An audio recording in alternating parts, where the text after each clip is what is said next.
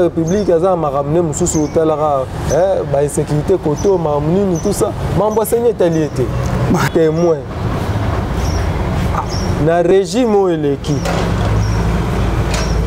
Rwanda retikala kozana Congo te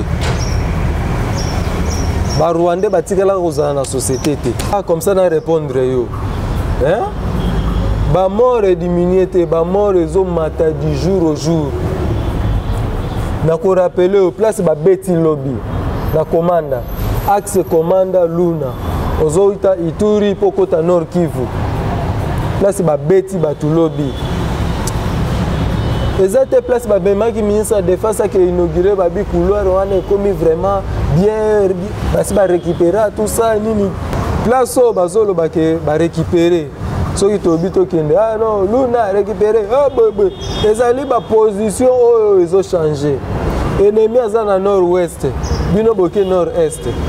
Soda akei obino ration. Ozo pese madeso balambate na loso ake se débrouiller. Et pourtant, na kati ya saki na ifo tokuta ba sardine, ba biscuit, ba nini dénoncer. Tolobi polele to meka ko évaluer makambo.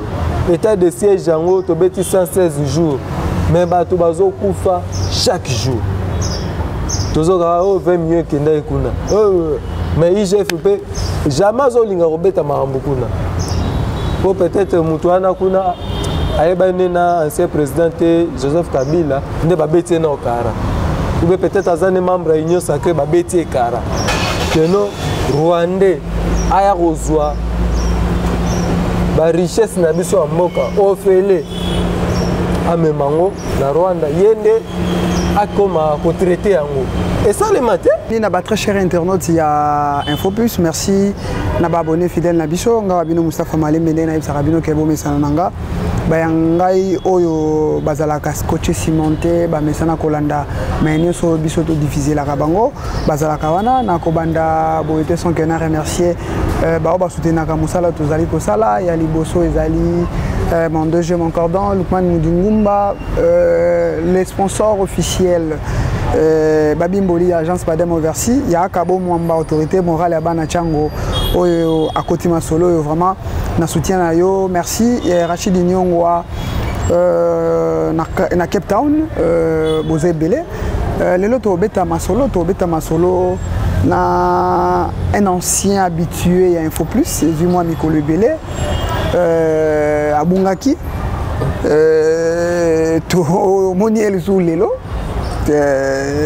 to sala émission ndeko Yansine Mumbere na casquette mususu na parti mususu lelo mato mekana otuna ye azalaka nani to azoluka nini nyonso na to solo lango na tout au long émission na biso na koleka kopesa ye mbote ndeko Yansine Mumbere mbote ndeko boni santé santé yango eza malamu na ngolo ya Nzambe tozo vivre malgré situation nyonso congolais nyonso ayebi eza yango kutu ya kosamba te mais bon Nzambe nde azosunga biso tozo vivre Nzambe nde azosunga biso tozo vivre ndeko Yansine Mumbere ezumwa mikolo ebele vraiment tokoloba pe une année passée oyo bandeko bamesanaki kolanda yo na Infopus bamona yo te mais lelo yo tomoni yo na couleur mosusu nde tolobaka lelo yo lati écharpe ya Anadek ndeko Yansine Mumbere à l'entrée de jeu ko yebisa biso na Anadek ndeko Yansine Mumbere aza nani to musala no eza nini. Oui nazali moko ya ba oyo babunda pona kozongisa makambo na nzela po moko soki to se rappeler politique bebaka na niveau ya 2000 na ba année 2016 o to komaki na ba parti moko ezalaka familial papa autorité morale, moi si président national, secrétaire général, moi nanae, tout ça. Alors, il fallait qu'au bima na style wana ya politique komema va mosusu ya sika yango nde tosanganaka na bandeko sous leadership ya lelo tozobenga autorité morale honorable AG Matembo. Il fallait komema va mosusu ya sika ya ba jeune na kati ya politique ya Congo yango tobanda kokumbela masolo ti lelo mpona lelo esepelesaki mokonzi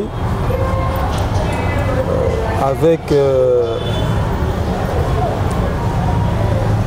présidente nationale oyo azali porte-parole na ye bapesa biso confiance tomata na niveau ya secrétaire général adjoint ya parti. Donc, vous êtes secrétaire général adjoint, il y a ANADEC. Il y a ANADEC, parti présidentiel à 2023.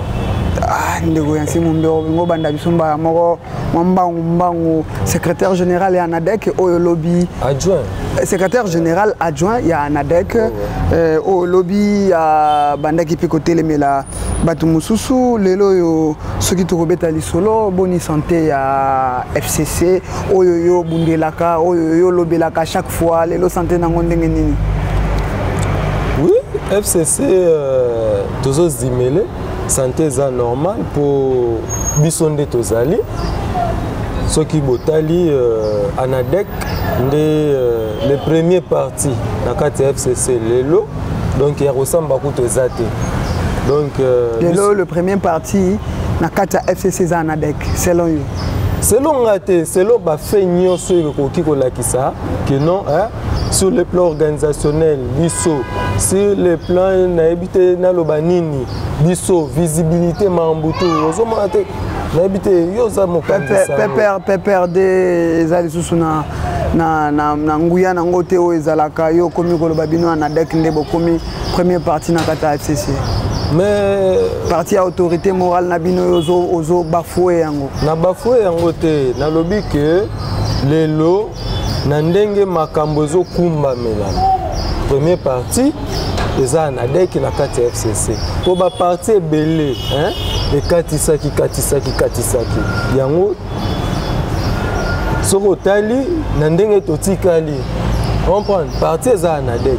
Et puis ba msusu baye parti ça ANADEC dans autre une question ya parti nabino l'autorité morale ya FCC Zalaka PPRD Oktiango à côté pour nanine de bon peut-être bazana ba difficulté organisation mikolo na habité yo zampandisa on habité côté kuna ligue des jeunes ndenani mikolo ba question zanga et ka seza oye bate awa na kati ba réforme na biso ke ngai sous proposition il y a la présidente nationale Thérèse Kapinga.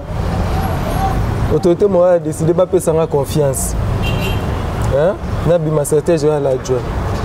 Tozali na camarade Joseph Mabiti, azali coordonnateur national de la Ligue des Jeunes. On prend. Madame Rebecca Moussende, coordonnatrice nationale de la Ligue des femmes. Si vous avez parti nous coordonner la Ligue des Jeunes, moi ni ceux qui la Ligue des Jeunes, la Ligue des femmes, ils ont télématé, et nous le bâtiment parti ils ont Koufa. On comprend. Et comme que nous avons dit la rendre na FCC Hollande. Alors na minute donc parti autorité morale ça dans confiance pour nous reconnaître maponomie les alliés ANADEC, le plus grand parti des nationalistes. Il y a Congo. Donc, parti nous sous les athées nationalistes, il y a Bissau. Na Congo, oui. On a na FCC na Congo. Na Congo, le plus grand parti nationaliste. Mais la vérité, tous les grand parti socialiste, il est passé ça qu'on a été. Hein? Les gens ils ont partout tout ça. Parce que les nationaliste, c'est ce que l'on a dit. On comprend. RBB, parti libéral, on est à MLC. Nationaliste, nationaliste, au Tchébango le soute, Minumba Moboeka, Léona Lobby Bobo, tout la monopole, on a des goyans Mumbere. Mais, comment on dit? Palou. Ah, voilà. Ah, ouais, Zali, alliance des nationalistes, Tozo Bombaté. Alliance des nationalistes pour la démocratie et l'émergence du Congo. Vous comprenez? Tobombite, des identités nabiso, les nationalistes ne pas sangani. De Gansine Mumbere, tout bekana kobeta maïwane zaika à l'entrée de jet, tout bekana obeta maïzo tambola namboka, dossier seni, lelo jusque là tozoyoka résolution topé ba résultat moya malamute, koto catholique loba, koto SCC bango kuna baken lokola na ngambo ya catholique, bande ko mususu ba confession religieuse musupe bango pe bazotambola na ngambo na bango, étant que politique ni yoko koloba par rapport ya dossier wana. Et puis, nani oya koki kozala na tête ya seni. Bon, ma tali seni ezali domaine ya société civile, surtout Mutu oyo esengeli a remplacé président Corneille Nangaa. Alors, nandenge tolandelaki makambo makambo ba plénière bengamaki tout ça ti bake bayokani baninga babi ate babimi mo mupanzi baboy tout ça ba 72 heures pesami ba 72 heures pesami ndengo zoloba pona biso na dek il faut pas to politiser seni yango seni esengeli etikala ya ba société civile. Alors ba si confession ou bientôt le oui confession et sali que lelo ndeko kadima azala ndeti yende mokonomi ezali démocratie. Pourquoi na ezali démocratie? Pour il fallait que ezala bongo na kati ya démocratie ndenge bakendaka ko définir yango na bandenge mususu ezali dictature ya majorité sur la minorité. Donc bao bazé belé il faut kaka balekela ba oyoyo bazali muke. Alors soki bosepelité esengeli bo luka consensus.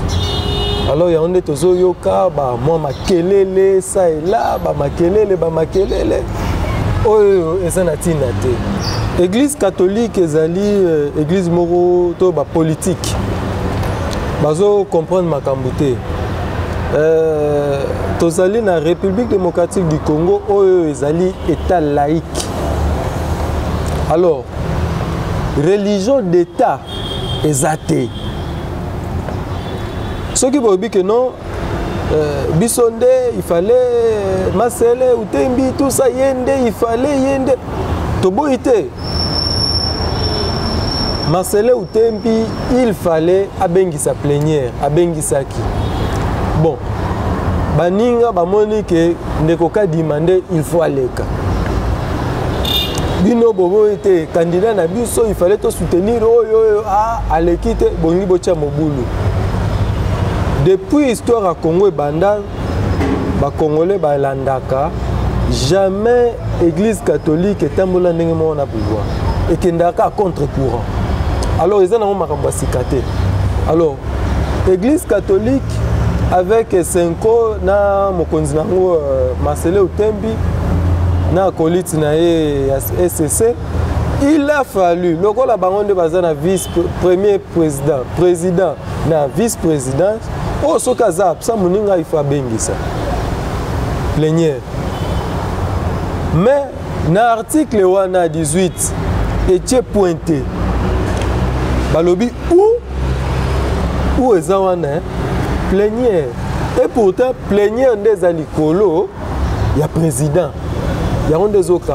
Alors, ceux qui montrent que non, PV n'est valable, il y a des gens qui ont droit à Bengisa. Pourquoi à Bengisa qui sous plénière? Au cas où, si confession va bouder, a eu raison. Mais plénière a l'ingé ko Bengisa, il y a bouder. Et pourtant, la plénière peut être convoquée dans la majorité des membres. Alors, ceux qui abengisa la plénière, bapesi bango 72 heures. Abengisi plénière.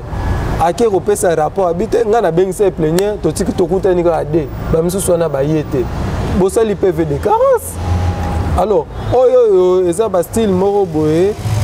Il y a kosalisa ba politicien moko oyo bazo linga te to comme 2023 poto ke na alternance mususu ndeko age Matembo Toto na compte FCC abima président de la République. On comprend. Alors ba style ya rokende koluka dialogue na kimakasi yango nde tozoboya tozotelemela. Alors yango biso tolobi te totika liberté na société civile soki bapoli bandimaki bapoli ezali démocratie. Jamais match ekenda 2 contre 6 bobi 2 a gagné. On prend. Premier tour ezalaka Rosar Malonga. Si c'est non ba beti joueur mabe bu ba annulé. OK, ça va tondimi. Deuxième tour. Ndeoka di maye aye. Ba PV ezozala déposé à bonne et due forme na point focal na bango honorable Moussa Rachid. Ndeko Yacine Mumbere par rapport ya dossier wana toyoka kia wa que l'église catholique na SCC ba basengaki bakutana na président de la République et non que ndenge zaki babengisa bango na parler du peuple pour na yoko lobanini. Est-ce qu'il faut baleke la awa ndenge zalela kito il faut bakutana na président de la République par rapport ya ba décision na bango. Na kaisi na makambo etali ba élection. Président de la République a requis kotia zolo na été na kati. Alors muto apesaki bango tant mangonga bakende bayokana eza président de la République ezali président de l'Assemblée nationale. Oyoyo bango il fallait bakende ne basenga audience et pas président de l'Assemblée habité tant au pesa ki biso tala problème toza nango eza boye muto pa ko akosala bato bakoki ko entériner comité wana mobimba ezali na présidence te et koleka na kati ya assemblée. Alors baki mangulu ngulu te soki babi que non bazali na posa solution ezwama Marcelo Utembi aza président ya plénière abengisa lisusu plénière mususu. Comme ça, il y a qui ne dépose après sa point focal na bango pour honorable Moussa Rachid a qui a déposé. Voilà une logique à makambo. Alors président de la République a ramené Moussou Talara, insécurité koto, mamnini tout ça. Mamboissené taliété. Ma insécurité koto yo, mamboissené taliété. Tant que lobby mamboissené insécurité koto yo, oza bato ba yebi ke to sala no ba émission belé ba yebi ke oza mwana ya est. Bandeko na onyo so yotika kota ba Ituri Beni bango nyoso lelo toza na état de siège yango oyo ba msusu banda ikoloba ezapo basala eloko moko boye bateka soki ba parti ya Congo lelo yo prolongement ya état de siège ndeko Yacine Mumbere par rapport ya ndenge état de siège banda na ndenge za lelo pona yo côté kuna makambo komi normal. Lobby. Est-ce que Tokyo est comme normal? Lobby déjà. 16 véhicules incendiés, 3 camions, 80 portés disparus. Mort tout le bateau. Donc, ma condoléance, Tolemba. Tolembi. L'État te matoi mangongeleki. L'État oyo matoi mangongeleki. En tout cas, soko tali soki balanda kamakambo anadeke salaka soki bayoke la rabiso ba sentinelle la République mbele to komi na étape ote. Beaucoup se rappeler marche anadek esalaka na MONUSCO eke kosenga bango bakende mpona makambo etali ba Rwanda nini tout ça tokendaka na siège ya Union africaine tomemela bango ba brique tobi te mpona koevite bamakambo wana tout totiaka mire biso na bango tomonanaka lisusu te me likambo okamwa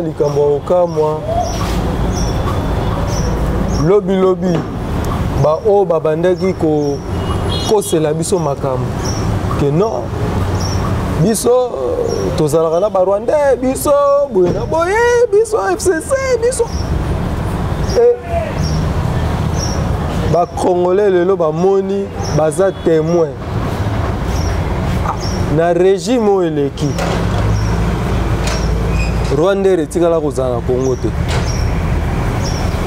barwandais batikala kozala na société te na régime oyo eleki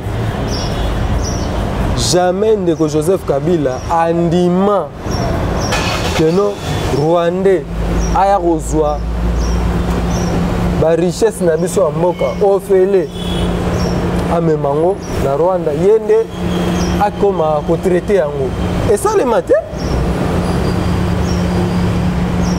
na régime ya président Kabila makambo wana esalamaki te en tout cas toyoka ngo kutu te toyoki ke no te na régime wana yango na Rwanda ebimaki première exploitateur ya nini ya coltan soki olobi ke na régime wana makambo wana ezalaki te bapesaka bango bandaki déjà kozwa ngo te babandaki kozwa na kimuyibi oyo eza kimuyibi te eza officiel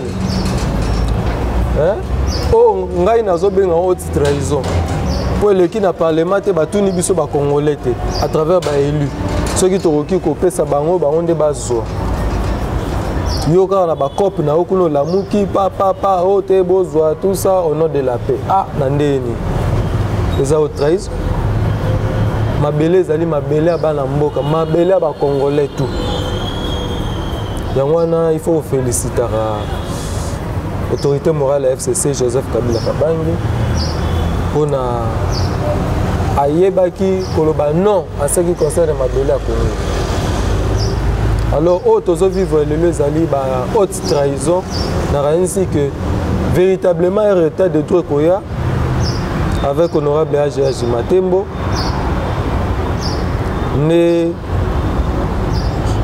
bato mosusu bakoluka balobaki nage me tomona no nage te ebele bakonage ndeko Yancine Mumbere toza kaka na état de siège mpona yo état de siège wana esalama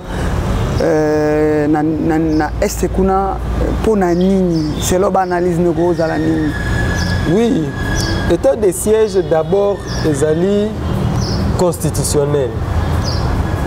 Ezali par rapport ya oyo ezoleka lelo na mboka. Par rapport à oyo ezoleka lelo na mboka siège oyo bapesaki biso kuna ebukani. So ezali na makolo mine nyonso ba prolonger lisusu 15 kasi yango nde nazoloba te siège wana bapetaki bato batielaki motema nyonso ebukani bato bavandi na se donc tokamwa ekoma olekela biso. Alors nayebi te soki il faut batia esu siège ya mabende ngaka esa baprolongation yango il faut bakoyela biso siko siège ya mabende mpo peut-être wana ekobukana te mais oyo wana ezalaki ya mabaya. Tosali 116 jours, 600 morts. Hein? Na état de siège. 116, 600. Bato bakufi. Mais liboso ndeko Mumbere bato banda okufa ebele soki pe ekiti na komi na 116 tozo kita déjà ndeko Mumbere. Ngana to sala ba émission ebele oyo yo moko banda ikoloba ke bato mususu oyo na je me rappelle que oh non bato banda pesa bato ba machette peut-être lelo makamwana yo sala maté ba mort et diminué to féliciter pe ndeko Yancine Mumbere. N'habite so na banano na lela comme ça na répondre yo. Hein? Ba mort est diminué te ba mort ezo mata du jour au jour. Na ko rappeler au place ba beti lobby na commanda. axe commanda Luna ozoita Ituri pokota Nord Kivu place babeti batulobi ezate place babemaki ministre de défense qui inauguré babi couloir wana ekomi vraiment bien basi ba récupérer tout ça nini mambo bele bele problème otozo vivre za na lokuta bazolo babosolo te na marambo ezoleka kuna to bandana nous ko redéfinir nini nde ezoleka na kuna banani bazoboma toyeba no vérité banyabwisha wana banani bauti wapi bakendaki kosala nini metolo ba vérité loba yango baloba sous complice po komika bongo so lingo lobaka complice ye pas na bango o ba député na bango eza sous ba musulman te comme ba député na bango on comprend c'est comme si parmi ba député ba leka kuna musulman zali squad de fangwa zala ka musulman za Ougandais azani po ba ba to into créer état islamique mais apparemment ba partenaire à mokonza mboka nde balingi ba créer le biso état islamique ma partenaire ya mokonza mboka balingi ba créer le biso état islamique yo kite ba Afrika baza pembeni wana Uganda okota na Congo mutakota makolo ozwa avion te na Kasindi wana okati presse ndenge ga okati presse wa enseignement ozokota na temple na biso ya Nadek bakati ya makolo okati ya mutuka te makolo eza avenir preuve Museveni ayaka na akati makolo expliquer makambo ozolo bango bien te ozo faire comprendre bato ba Hollanda biso bien te par rapport ya dossier wana nasina loba na rensi soki bato babi balanda ba émission akala na loba déjà mboka ekei mboka etekami te mboka etekamaka déjà non Yancine Mumbere mboka etekamaka te mboka etekami ya président Joseph Kabila mboka déjà ebandaki déjà kokende déjà sénateur avis Joseph Kabila atikala jamais koteka mboka atete ni moko place basalaka kozwa ndeko na biso Mustafa Ndala Mamadou a récupéré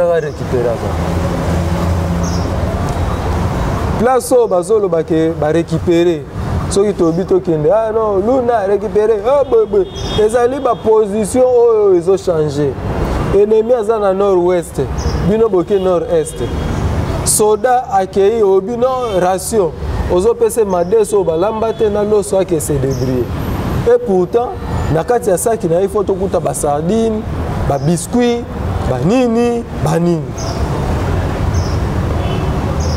et tozo senga tolobi non likambo oyo esengeli tofongola miso rôle na biso na kati ya Nadek ezali ko dénoncer tolobi polele to meka ko évaluer makambo oyo état de siège yango tobeti 116 jours mais bato bazo kufa chaque jour tozo ka 20 millions kenda ekuna mais IGF jamais olinga kobeta makambo kuna po peut-être mutuana kuna ayebane na ancien président Joseph Kabila nde babeti na okara ou peut-être azane membre ya union sacrée babeti ekara ba 20 millions ezokende kuna honorable président ya Sénat yenda tala mambo ba province te kara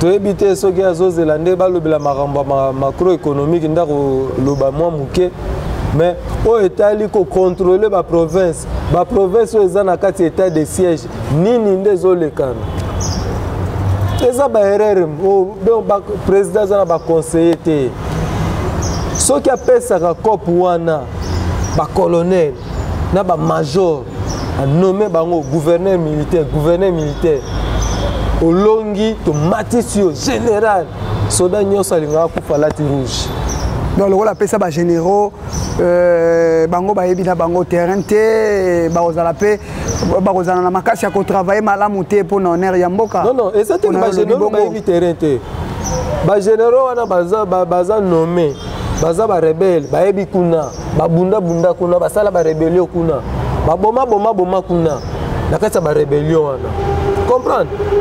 Alors baza bato ba yebi terrain mais on ezo kamisa ba congolais anini. Pourquoi nostalgie wana ya ko utiliser ba rebelle? Pourquoi? Hein? Pour il faut batia banani pour bango baza bato ba yebi terrain ndeko okoki kochela biso te mutu oyoyo azalaki en connivence na Rwanda oyoyo abandaki ko servir donc à l'époque ezalaki toloba haute trahison trahissa des amboka oki kochela ete yenda zonga isusu kuna oki kochela te na mutu oyoyo azalaka na rébellion MLC o babandaki ko collaborer na Uganda po Uganda pesa na ba intérêt na Ituri ozwi onomé po nini mariage ana libala ana ba plan ezalaka kala zonga. Alors makambo wana nde congolais to baimboka bao baza na kati ya Nord Kivu bao baza na kati ya Ituri bazo sepela te bao oyo basalaka kitoko febele nde baongo susu otindi bango na ba grade minene 3 étoiles bon et puis ba âge peso ya kupusana lobby oyoka retraite awa ke cop c'est pour cela état de siège yango ba pesa olia kende ko bundisa ko kanga ba rebelle ko lakisa biso ba o bazo boma biso ekomi taxe état de siège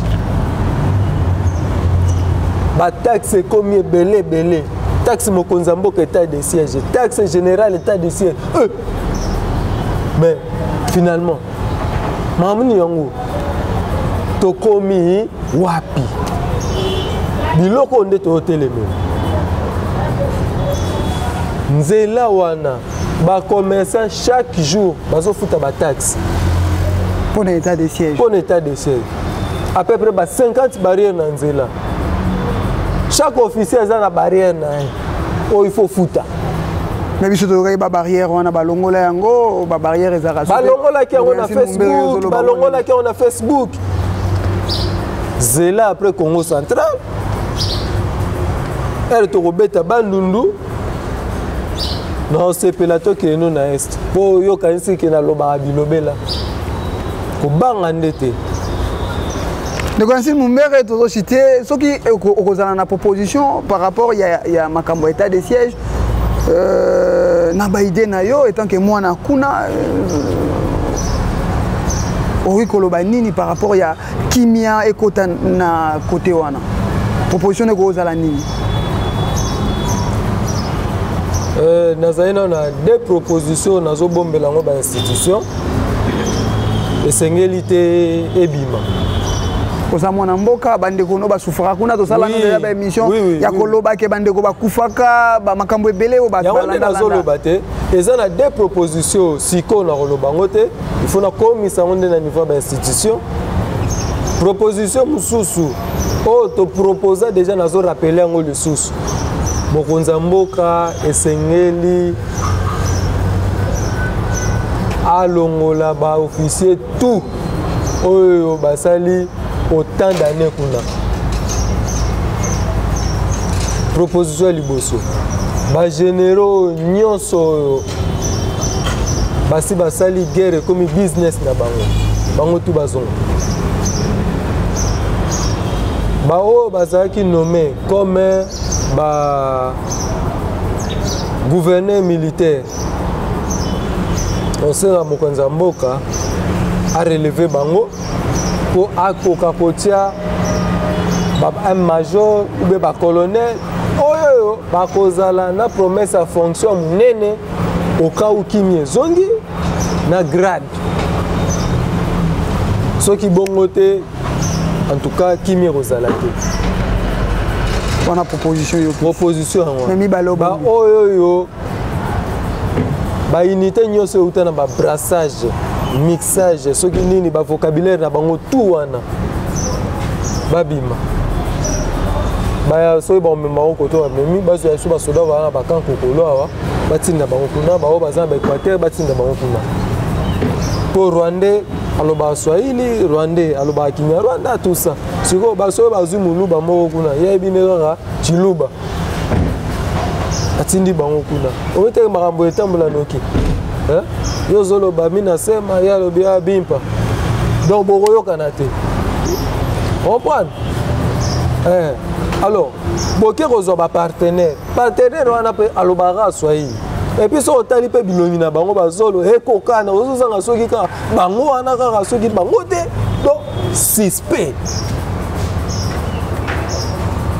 comprendre siko tokoluka Rwanda place mosusu tokoluka bango place mosusu suspect bilongi na yo ate ba Kenya motala bilongi mais ok oza kuza Kagame te c'est mon bébé. Ok, oza kuza Kagame te. Bazo sala biso sinto zokende na koshite. Lelo yo état de droit ezana mboka na biso, état de droit bakangi mwana kuluna batindi kanya makasese ya ke de sala service national, état de droit Dirkab ya président de la République à Kota prison Makala, état de droit lelo yo ancien ministre ya santé na Makala ndeko Yansine Mumbere état de droit de fonctionner malamu pona yo toté état de droit kasi nazolo bati état de droit donc mai na poto ya droit de to vivre mikolo nakoki kondima te mutu oyo bozwi bokangi bosambisi ete tolo bakao bandeli bakuluna babi soki bakangi yo ozali présumé innocent il faut se défendre bamema on a juge naturel na se défendre et puis bazwi bakondamné yo bakateli yo pe peine na yo normal siko bao bazwa wana nayebi te bakeka bakoti na quartier bamoni te ndeko alati ne kata fumbo papa badio bamemi bu kanyama kasese muibi na ba groupe wana bakuluna bazate lelo na ba quartier banebele otoyeba kipe mais oui bazana kati ba prison kuluna bazwa tozolo ba état de droit na kati ya état de droit na état de droit te na kati ya état de droit soki bazui mutu il faut basambisa ye ça va mutu abomaka déjà batu mutu abomaka soki abomaka soki bakangaka ye première fois deuxième fois vezali soki première fois deuxième fois bakangaki ye bakozonga bawanda kaka kosambisa ye ndeko mais oui droit yango wana et puis batiki en liberté pour zongela zo misala wana servitude pénale bakangi libela si bao baza makala bakango libela bamso baza ba soki angenga bamso baza bakangwai mais batindi ba basala misala lobby non pourquoi basala production oyo aider mboka na biso ndeko Yansine Mumbere baza bami est-ce que na kati ya recueil droit congolais ba livre à droit Congo est-ce que tozana na infraction ya kuluna n'habite ce qui vocabulaire kuluna ezali ok po bao bazo kangana babi baza ba kuluna sikoyo kuluna soki bokangi ye sentence na ezani comprendre n'habite soki loi na eleka na assemblée nini mo kuluna bakangi kuluna comprendre alors quelque part bazo définir biso babino baza miyibi ok ça va ndeko kamera za kuna il paraîtrait kaibaki bakangi il paraîtrait ndeko oui nazolo il paraîtrait aibaki ça va po soko kangi muyibi ozo rappelle na preuve te montant aibi combien aibaki 20 millions mais quelque part il faut pas la kisaka biso te non compte ya miyibi otozo kanga tozwi mbongo tozomema ngo na telle banque wana nde état de droite bazwi ngai yasi nayibi to na détourné mbongo bazwi barécupéré eza na trésor public na tel compte wana nde tokondima bango mais soki bongo te ekomi kaka keno bayoki oza na sola présidence ya république yo wana bakangi yo toloba wana ozoloba dossier ya ndeko Eteni Longondo mais oui wana eza bablague wana eza bablague déjà ozoyoka keno assez justifié 1 million nini assez justifié tout ça olilunga ya se justifié te on prend alors wana nde na ko rejoindre maloba ou bien ko soutenir ko betela ngo lisusu c'était maloba ya maman na biso maman Olive Lembe Kabila ezali état de droit moko justice comme sélective bazo pona bilongi lobi mokia ayaki union sacrée ba pesi raison ngoika sanjazana na okuna ngoika sanje pa yena kati union sacrée bon ekomi bishi malubi ate yenda comme na raison wana kuna azana certificat mais pourtant ba deguer pisa ngoika sanje na époque azalaki na sénateur à vie comprendre wana tokobenga yo état de droit eza so état de droit te muninga ya fachi mutu na nga tozala na ye tobunda yenda aza na raison erie pabite waluba jitunga mwana ya biso soki ndenge nini te yende kutu azalaka na certificat wana droit nini yango ka justice o matata a raison oboya yango matata aza na raison oboya yango ntango olobi likambo mama Olive bato barapelaki ye ke soki efalaki aloba makambo ya mamba justice efalaki abandango nano na mobali ne yo lelo ozosoutenir ye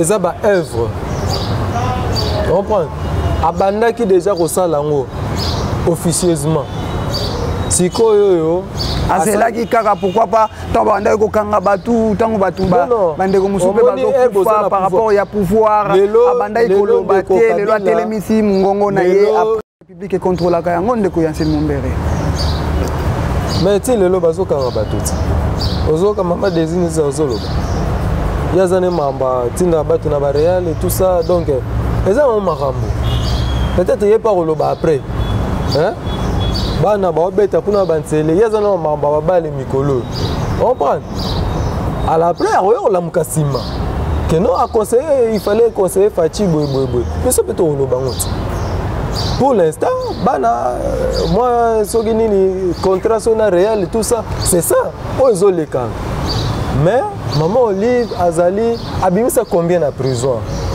abimisa bato belé na bawo bazo ganga lelo maman Olive ndabimisa bango comprendre lelo habité torosa d'ailleurs ko ngape fona kene komona pour na bakao ezoleka na est vraiment ça ne va pas il faut tribunal spécial ezala alors mon cellule na juridique il faut na kende na mona bango poto meka osola ba abus l'équipe nazana nzungu mobimba ya ma famille nzungu ma famille ya ba plainte alors le rôle akuna tozana bao balobela rabiso te na roya na on a vraiment la carte ya cellule juridique ya maman Olive to meka ko coacher pour makambo vraiment za mabe makambo za mabe bazo sala biso sina ko citer déjà dernière question na ngo ozala ANADEC 2023 bako soutenir candidature ya nani na élection mais na beta qui déjà te ANADEC comme parti politique tozali na kati ya FCC lelo tolevaki option pour tobandaki ko soutenir liboso vision ya autorité morale na biso Joseph Kabila mais lelo makambo ko soutenir vision eza esute biso wana dek makambo ko soutenir sous vision Kabila abuo soki alobi azonga 2023 boko soutenir yete en tout cas vision tozo soutenir sous vision Kabila te mikolo yo tokomi nde ko partager vision ya Kabila bokomi ko partager non soutenir soutien c'est soutien to kabola ngo donc yebo to kumba vision wana donc to kenango liboso alors makambo koloba ke non Kabila zonga biso to boyango azonga yo sani Kabila atikali coach yenda bando créer non ba tu bozo ba décision na place na yende ko yansin mo non apesi belé 29 ans ça va ti akoma na ba quarantaine azalika na bokonzi comprendre azui tante ya ba kinete ba chetemba ba millionnaire ayeba kengote ezalika ka ambassadeur Poutine kotoyo banaua batu kotoyo nini boye bakangi nini bakote kolte ke boye nini wanande ba catholique ba tche panzi kotoyo nini États-Unis boye akomi na temps sikoyo asokite na famille. Ça va? Pour bino anadek lelo ye frappé manaye. Oui, aza ko pema. Pour bino bo continuer vision na ye to pour sala nini. Tozo continuer oyoyo ye abandaki ko sala. Pe wa sala kité bo sala yango. Oya sala kité to ko continue. Donc ya on est obligé tozo partager vision wana. Mam biso to créer ki anadek ezali parti ezala ba ambition. To créer ki ngote za parti de soutien. On prend. Ils ont créé à partir de soutien. Mais pour la niveau il faut soutenir, ils ont ezalaki pour soutenir. Non, ezalaki tozalaki na na kati ya famille. Ça va? Yezo kamba comme leader. Leader asisi manana na ye. Pona kolobake azalaki le seul intelligent hein? Na kati ya FCC bato maele bazali o basilisaki classe age matemba zawana hein de père et de mère congolais asilisi classe na maternelle ti dossier de père et de mère yo peut soutenir ngo vraiment de nazali nationaliste et tant que nationaliste c'est tout à fait normal il faut na soutenir ngo parce que na soutenir ngo te hein ministre de défense aux anani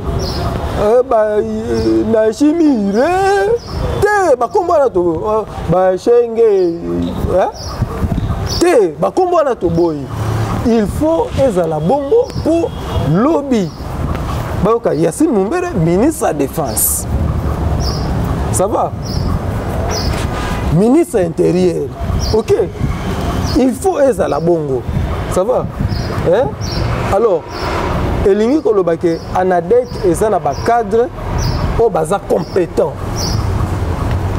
Alors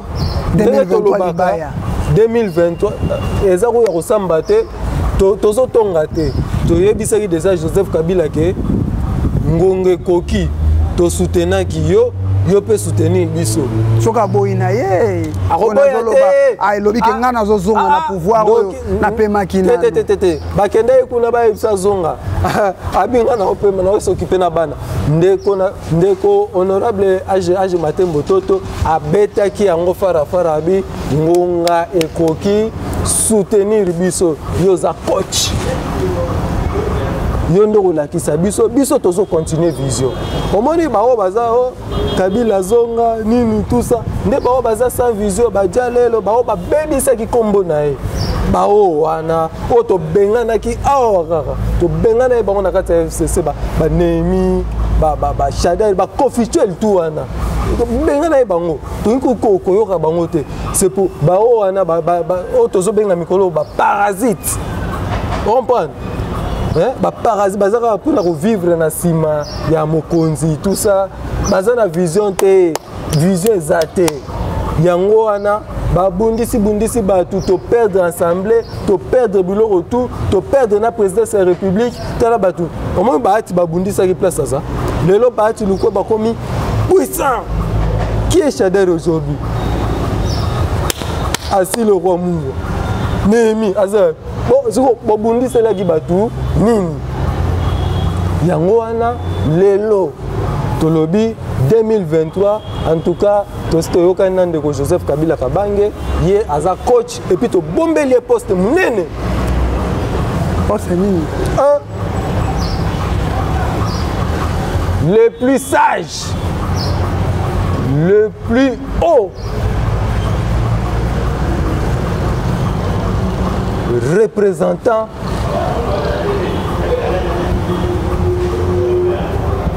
du président de la République. Ah, qui t'engage na bisouye wana. Ndeko Yacine Mumbere, Bachenga Yacine kuna déjà ministre Sili, un dernier mot par rapport à Bateau Batalayo, une année, je crois bien une année passée, Batalios, Bakotala, les sous-sous, na info plus au web, ça va nini.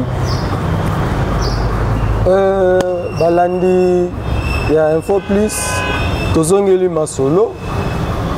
Tozali na moi silence to bande côté la makambu po bao ba welela kilobio to yebi ko konzate o boy to fanda kinon tozotela bango to bi bon OK ça va ezali li solo ya enseignant na stagiaire na e